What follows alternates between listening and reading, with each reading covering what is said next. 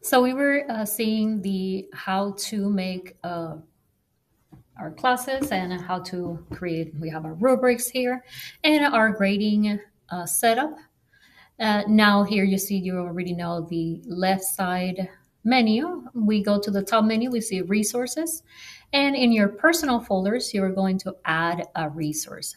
Now in here we have an extra menu that opens up.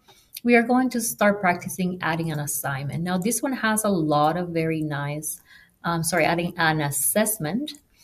This one has a lot of very nice options for when you are evaluating your students.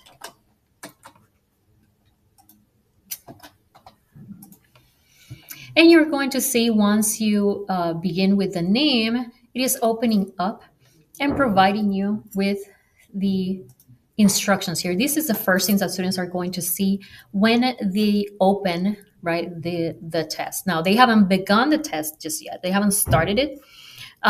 So they're not going to see the questions. So anything that you put in here, they're also going to see. If you put any information, any text, any video, any audio that pertains to the test, they're going to see that before their timer goes off. So be very careful with that.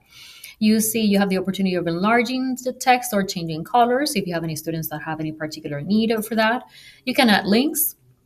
You can add attachments, whether it's image or media. When you do that here, also keep in mind, it can be from your own device or from the web. You have, of course, different grids you can add, and make sure that you revise for accessibility. Very important, here you have at the very top the timer. This is also very good for differentiation. If you have any students that have accommodations, you will need to have different timers. The questions randomly ordered, I don't particularly recommend that, especially if you have any text or any video that students have to see. The possible points, that is up to you. This is very helpful, again, for differentiating, flagging questions for review, eliminating choices.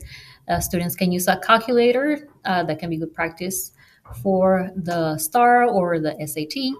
Using rulers, highlighting text, using notepads, protractors, all of those things are available to them, and it's your decision whether they get to use it during the assessment or not. Very important, how many attempts do they have? That can be another way of differentiating. Do you want them to use this multiple times? And of course, do you want them to see their answers and the results after they submit it? This doesn't mean that they see their grade. This means that they see what they answer and whether that was correct or not. And of course, for a daily grade, that's probably very good to do allow them to do that, because that way they know what they did wrong and they get immediate feedback. But for a test, you probably don't want to do that until everybody has taken the assessment. Right, you want to save that and then go up here on the top left and go to the questions. Now, as you can see, you have a great deal of options in this assessment option.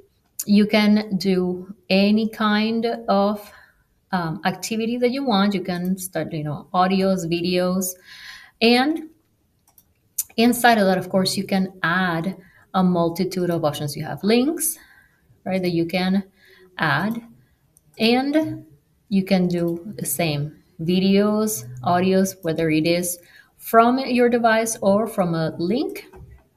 You also have, whether it is equations or special characters that you want to do, you have video or audio. You have, again, rulers, protractors, different tools in there.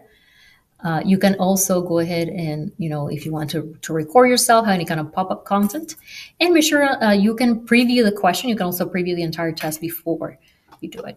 Now, very important, right? You have a rubric here that you can align, right? And this is how students are going to answer. In this case, this is an audio that the students answer with audio. And after you have created your rubric, you can use that one and attach it here so that they know exactly what the expectations are going to be. Short answers, right? Matching and ordering. You have all of those. And it's very important, right? You already here put the correct answers. And this one is an example of what making it a partial match is going to be very important. Why? Because that way the students is not either 100 or a 0. So be very mindful of that. And all of them, you also have, you see the opportunity in the answer itself. It can also be an image. It can be a link. It can be a video. It is whatever you need. And like you see here, you have the preview opportunity. And of course, actions is going to be very important. that when you save the test, you specify what is the time and date that it opens and closes. That is going to save you a lot of headaches afterwards. And I'm going to show you an example of that later. Now we'll go back to resources really quick. And let's say you want to do a test or quiz. This serves pretty much the same function. It's just a bit of a different format. And again, you can start by adding the questions. This one you will do the settings and the expectations at the very end. It looks a little bit simpler.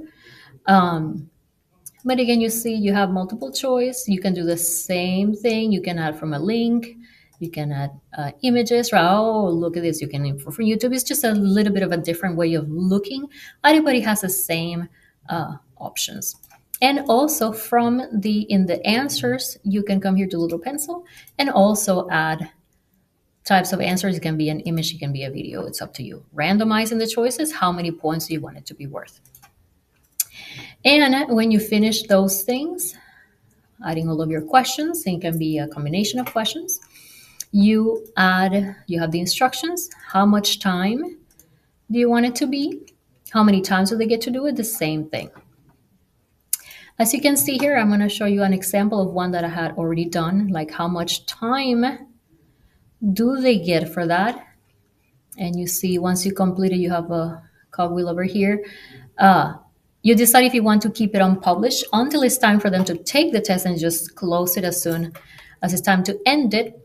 Or I usually just publish it. I'm very strict with this, and then it just opens and closes automatically when it's time, when their time is up.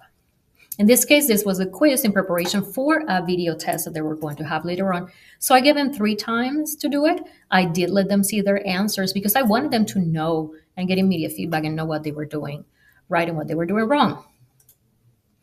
As you can see, I did let them see the the video for the quiz beforehand. And this is what they see. And I did put separators in each page. So they had to do everything separate. And you see this in my gray book over here in Schoology. You see it over here, right? They have this puzzle piece means that they did take it, right? I had a couple of students that did not do it. And that's why this is blank. From here, you can export it, right? You have all these options. And you can export whether it is to Excel spreadsheet or to a PDF file, whichever is more convenient for you. Or if you want to sync it to your Skyward, then you can do it from here as well.